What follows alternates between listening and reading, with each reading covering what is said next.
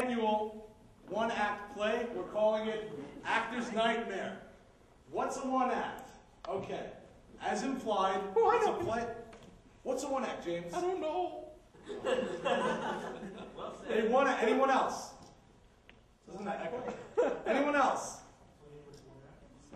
Beth? Single act. Correct. One-acts are written shows, written plays that are only one act long. They make those? James may not speak. Okay, so what makes that so special? Number one, they're nice and short. You start it, you go through the plot, you have some fun, you finish it. It's quick. It's nice. It's like a commercial. But when you do a one act, it's very typical to actually have the performers bring scripts out on stage. You do not memorize one act for the most part. What happens is, the one act is the marriage of a fully developed play with an improv show. You actually have the scripts on stage where people refer to the scripts and sometimes read lines, but they're performing it in front of you with actually minimal preparation. There were maybe, if even, 4 total rehearsals for this entire show, and they weren't full run-throughs. So you're going to see stuff, and you're going to be very entertained. So before I introduce everyone and I get the show running, I'd like to just remind you guys that this Friday night, Pab is hosting a Blue Jay with some great comedians. There's going to be very cheap food and very loud laughter. So you guys can have a blast. At the comedians or at the food? At James. Yay! Really? Oh. And next Thursday night, at 6 o'clock, in the Regna Lounge in Rogers Hall, we are putting on Poly's first annual music showcase, which is something akin to a talent show, but focused all around music, with actual auditions that took place, and you're going to hear some good stuff. You're going to have a whole mix of music from classical music to jazz to heavy metal. So you're going to get to see a lot of us, including yours truly, making a fool of himself. No, just joking. It's going to be really good. So 6 to 8 o'clock, try to stop by. We're working on refreshments. I can't promise you yet. Free admission. It's in the lounge. You can hang out on a couch. You could do your homework while watching. It's going to be a great show, and you're going to get to see your fellow Poly attendees performing music before your very eyes for you to discriminate against. No. It's going to be good. Inspire the utmost confidence. So, without further ado, I will introduce you guys to the very first performance of the night, being presented to you by Mr. Chris DeMauro, known as the Widget, and Elton Kwok, known as Elton Kwok. Let's hear a hand for them.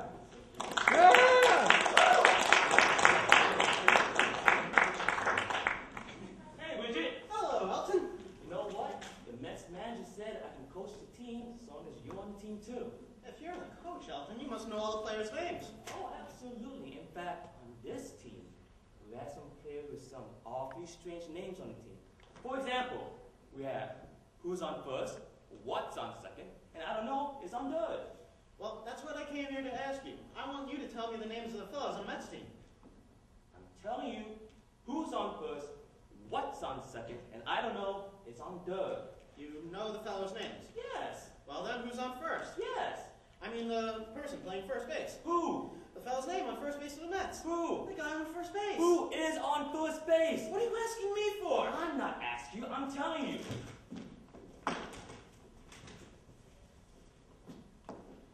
Who is on first?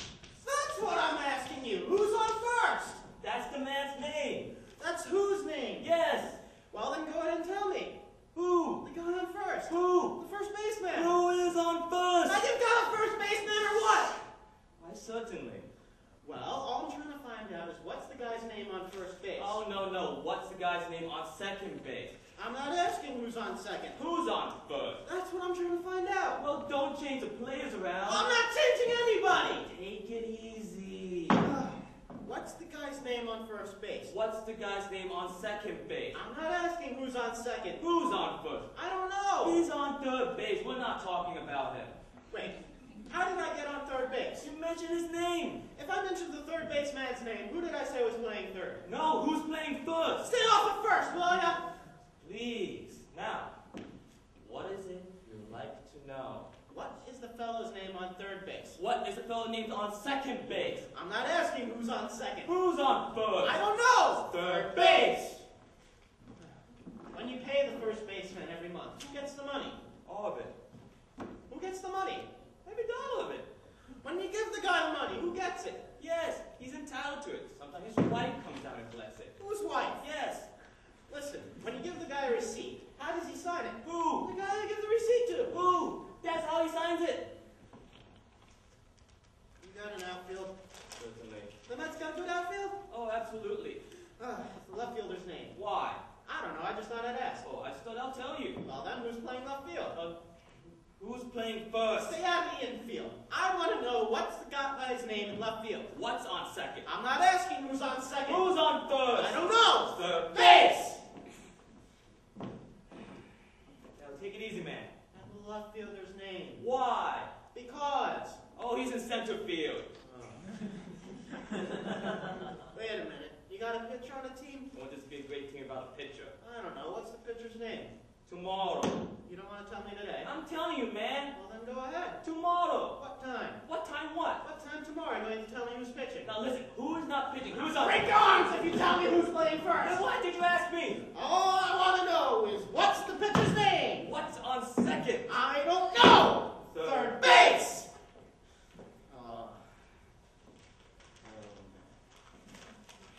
You got a catcher? Sure. The catcher's name. Today. Today.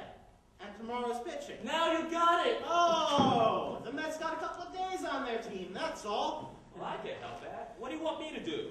I'm a good catcher too, you know. I know that. I'd like to play for the Mets someday. This might be able to arrange that. Now, I'm gonna catch. Now tomorrow's pitching and I'm catching. Okay. Now, when he bunts the ball, me being a good catcher, I'm gonna want to throw the guy out at first base. So I pick up the ball and throw it to who? No, that's the first thing you said right. I have no idea what I'm talking about. Well, that's all you gotta do. Okay. Now I throw the ball to first base. Yes. Now who's got it? Naturally. Who has it? Naturally. Naturally. Naturally. Naturally. So, naturally, I throw the ball to naturally. No, you throw the ball to who? Naturally. Naturally. Same as you. Same as you. You throw the ball to who? Who gets You it? better get it. Hey, hey. Don't get excited. Take it easy. Take it easy. Okay. Okay. I throw the ball to first base. Whoever it is grabs the ball and throws it to whoever it is grabs the ball and throws it to second. Okay. Now, who picks up the ball and throws it to what? What throws it to? I don't know. I don't know. Throws it to tomorrow. Triple play.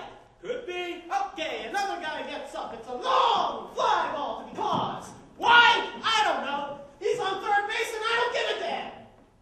What was that? I said I don't give a damn. Oh, that's our shortstop. Yeah.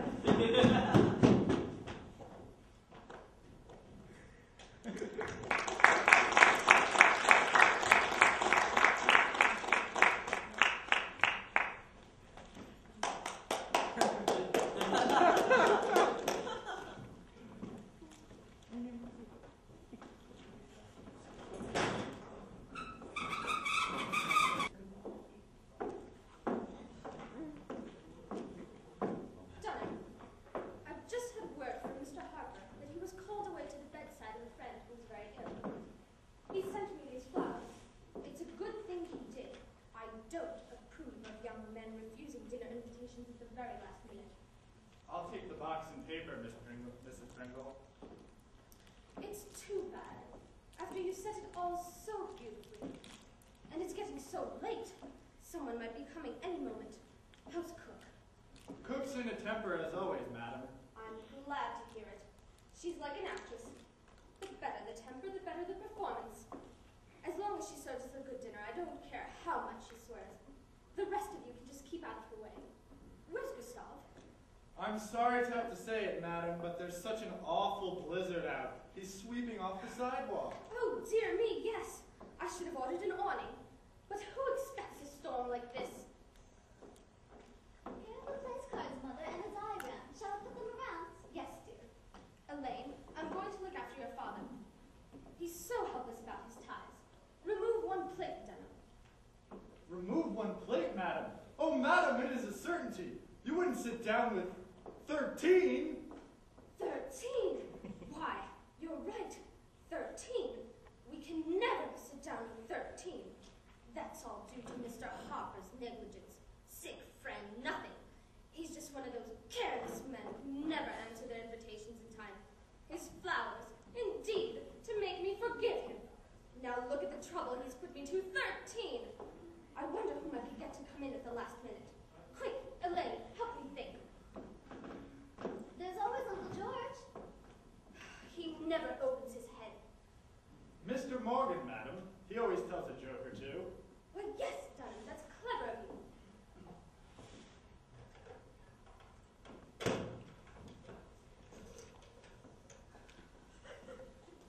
Hello, Central? Lakeview 5971. At once, please. Elaine, dear, your hair's much too tight. Put it down. Come here, come here. Mr. Morgan. Well, this is Mrs. Pringle speaking, from across the street. Yes. When Mr. Morgan comes in, please tell him to call me up right away. I want him to dine with us. In about 10 minutes, you expect him.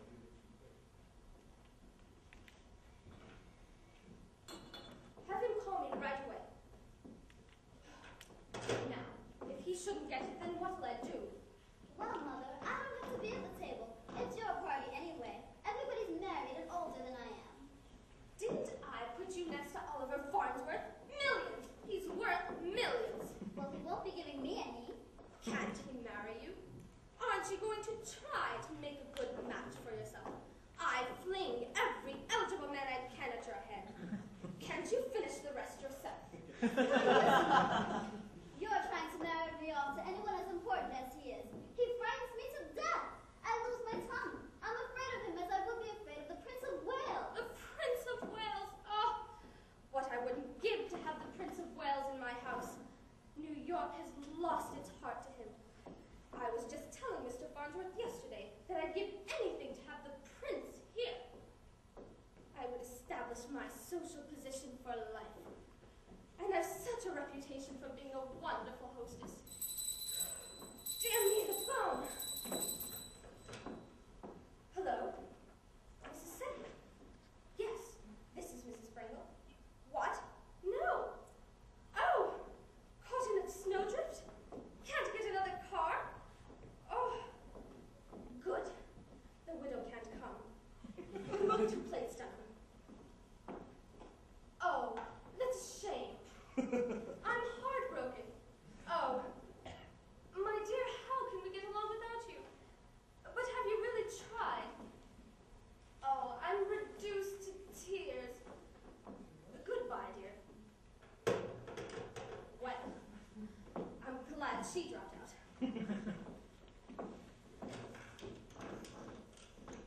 Central, give me Lakeview 5971.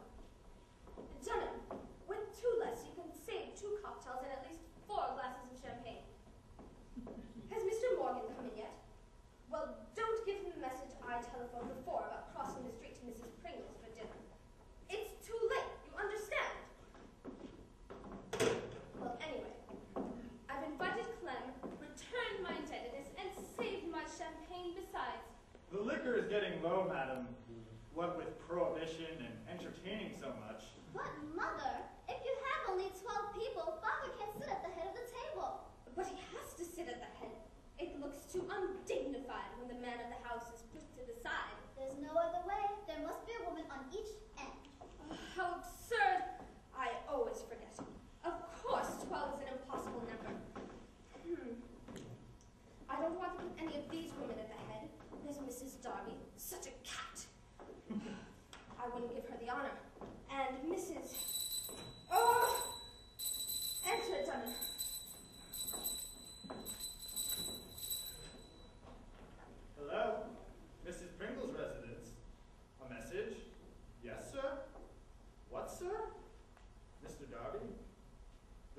says your baby has the chicken pox. Chicken pox! Elaine! Mother?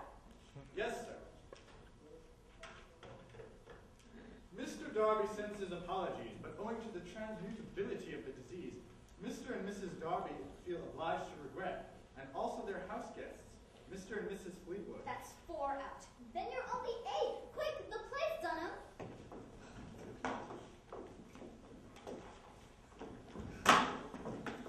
Don't we know someone to invite at the last minute? The Hatwoods. They don't serve drinks when they entertain. I can't afford to have them drink mine. The Greens? She's not interesting enough. Mr. Conley. He never makes a dinner call, even after all the times I've invited him. Hester Longley. Huh, not at the same table with you and Oliver Farnsworth. She's far too pretty, too clever. Where's our book?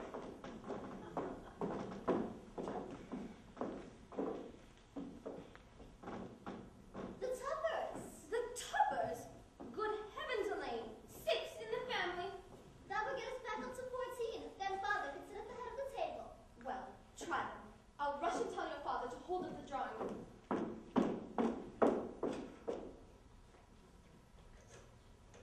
Ridgeway 9325. This is Elaine Pringle. What Tupper am I speaking to? Oh, Ella, hello. I hope you haven't finished your dinner. We had a party arranged here. Last moment, everyone's been dropping out. The blizzard. Can't you flock your family around the corner and come eat with us? Mother and I thought we knew you well enough to call you like this at the 7th hour. You would? Oh, fine. 6 more plates, Dunham. What?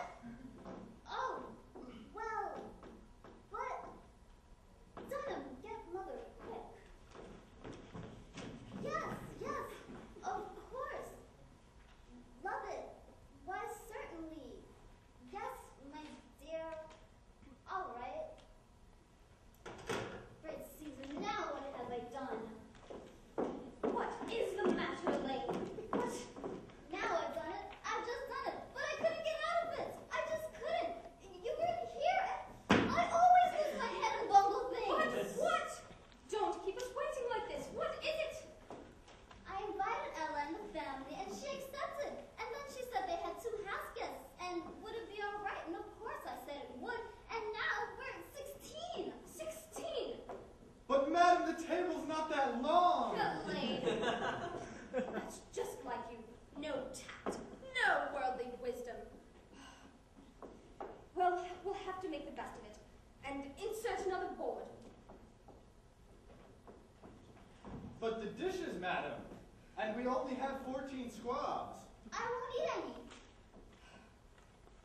But I must not be disgraced. We'll have to make the best of it. Just insert another board.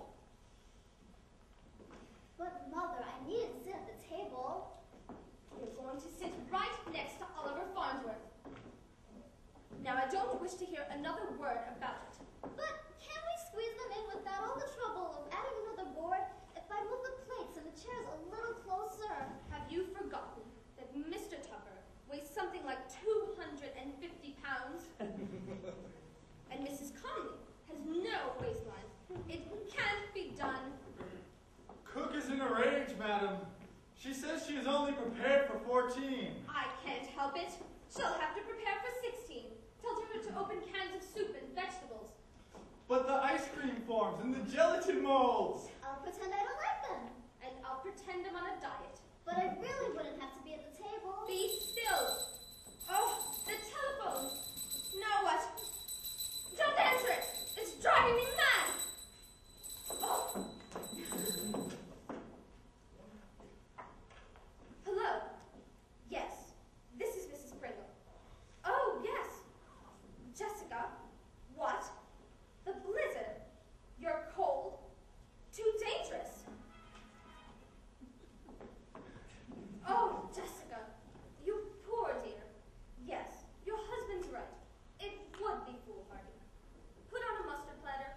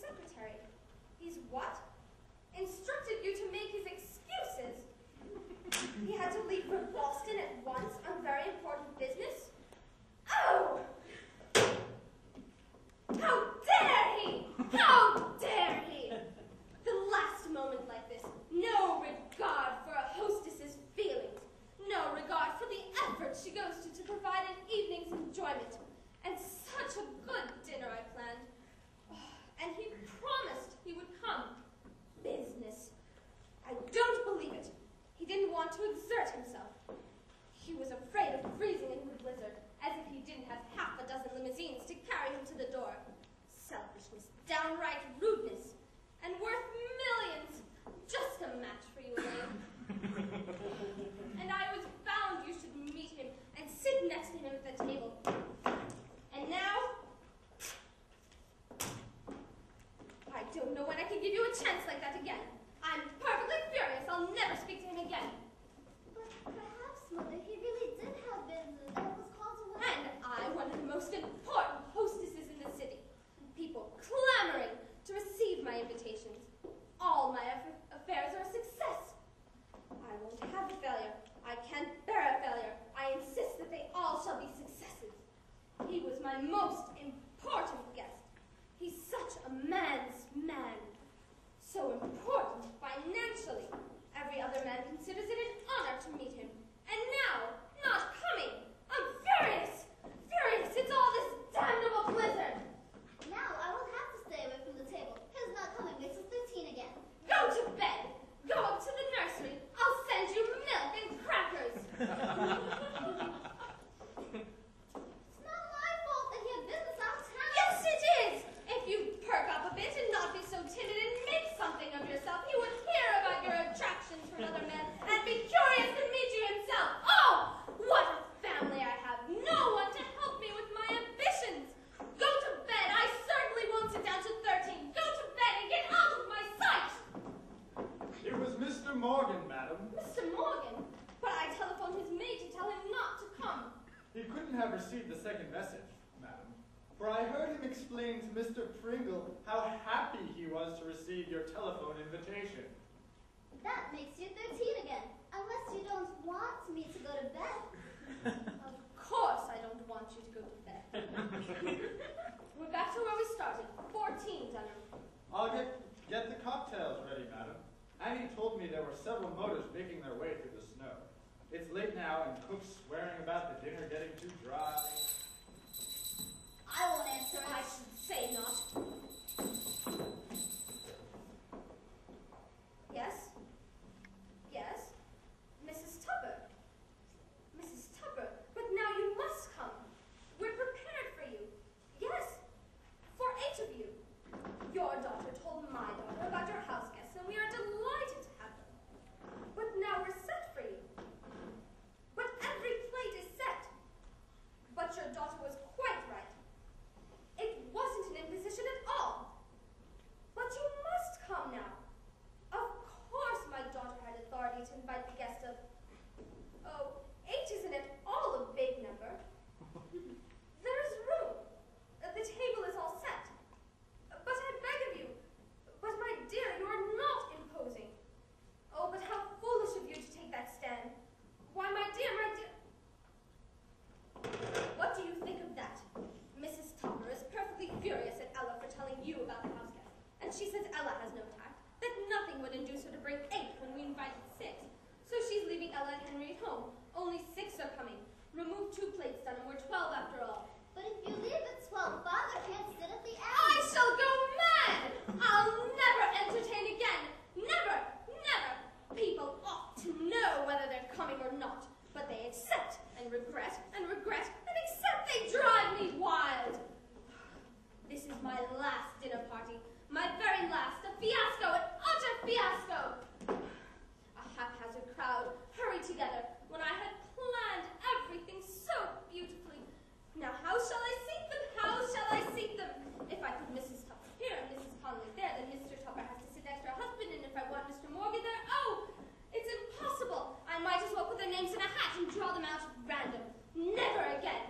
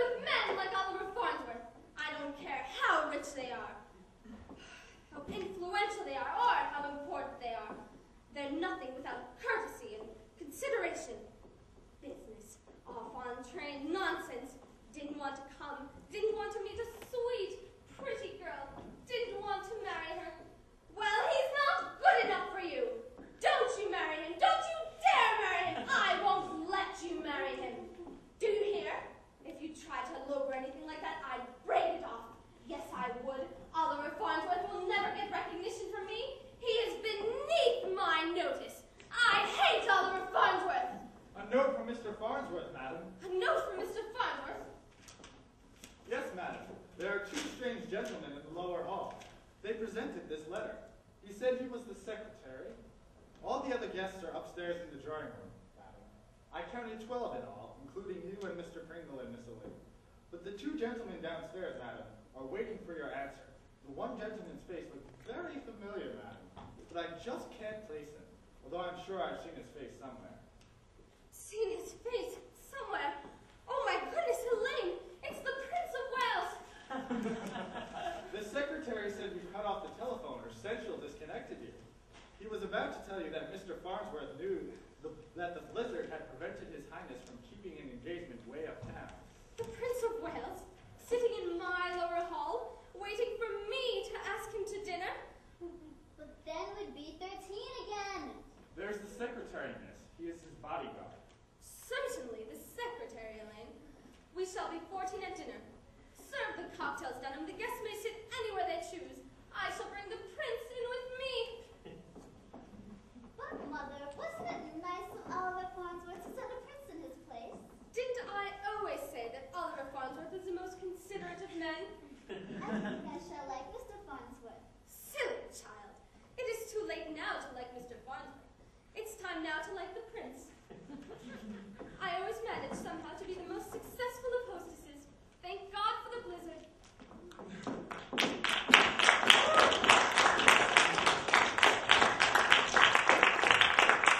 Come on, you can do more than that.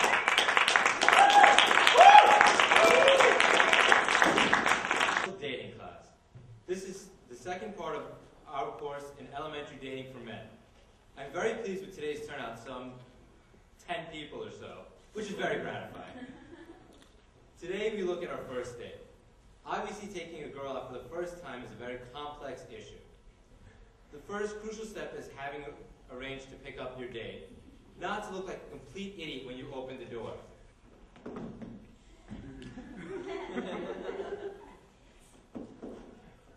Neither should it look like your attention is momentarily distracted.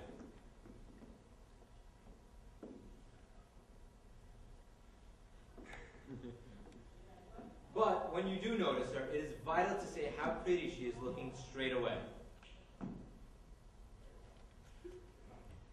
But don't overdo it.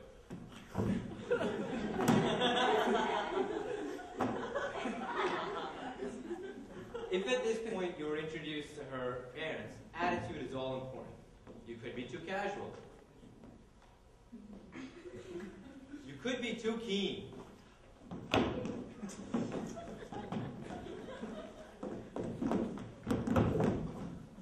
And finally, when saying goodbye to her parents, don't overdo it.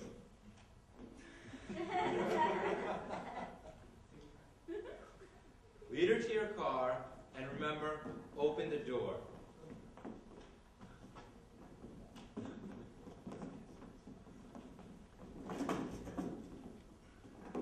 Once in the car, you can drive like this.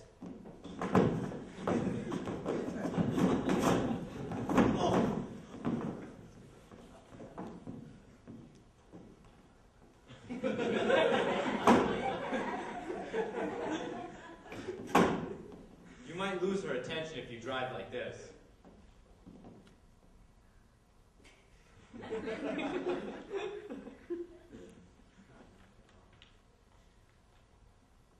You probably should have just taken a taxi.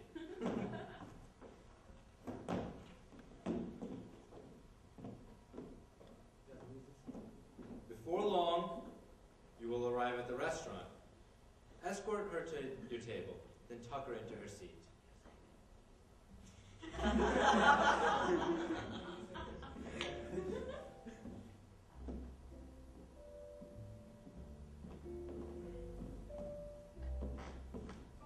Someday.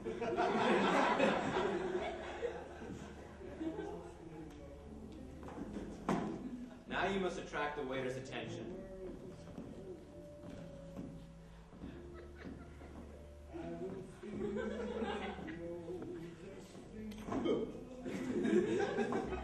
Selecting from the wine is important. Complete ignorance is no good.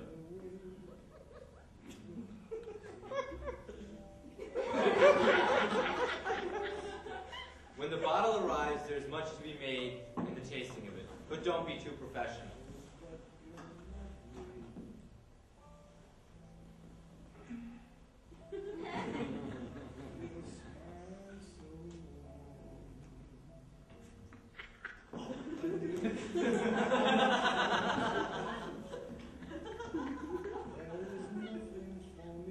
When eating again, moderation is the order of the day. Don't eat too fast.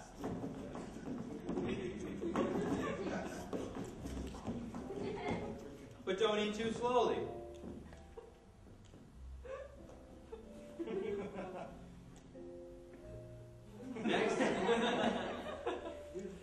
Next is receiving the bill.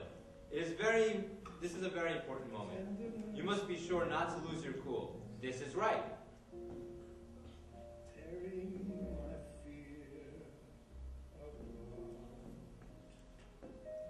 This is wrong.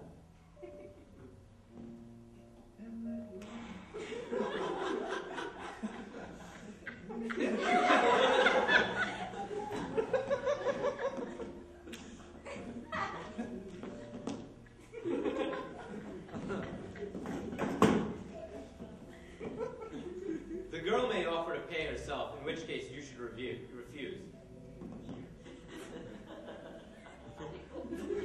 For a while.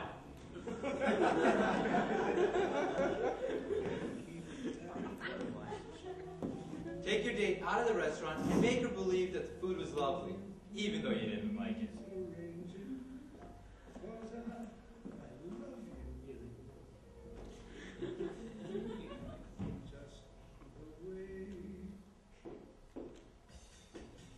The next stop is the fashionable disco. Once inside, you might look slightly strange if you try to talk over the music.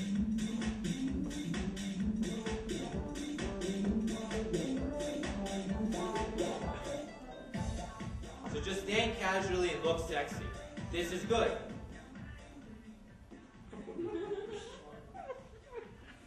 This is better.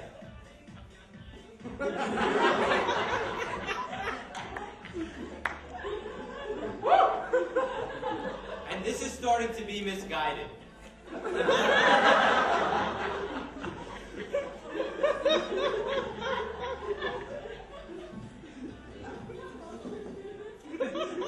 After that, dance technique is most important. Most people don't know how to dance, and so do too much. Other people do too little. Some people dance as if there was something up their bottom.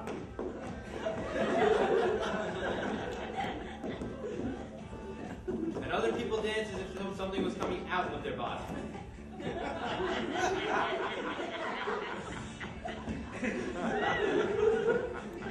Well, in that case, it's better not to dance at all. A sporting injury is always a good excuse for leaving the disco.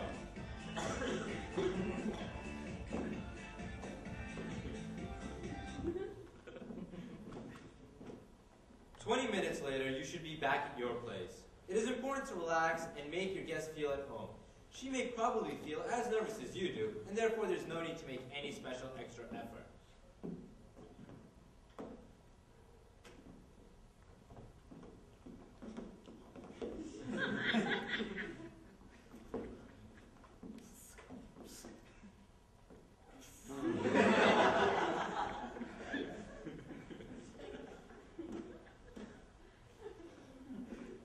Put on some music to make her feel better.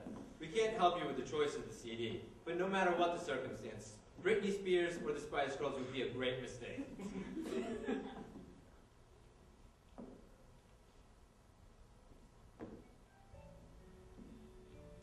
Now comes the moment you've been waiting for, the seduction, which is a subject of next week's class.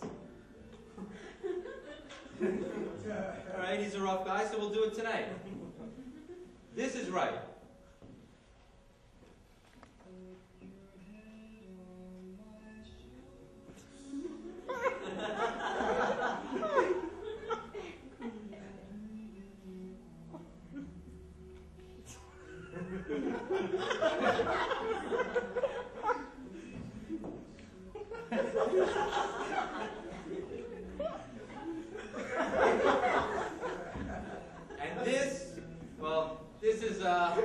think you'll agree, disastrous.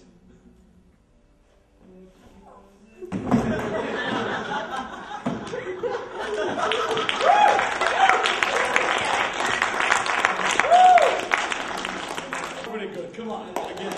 That's pretty good. Okay.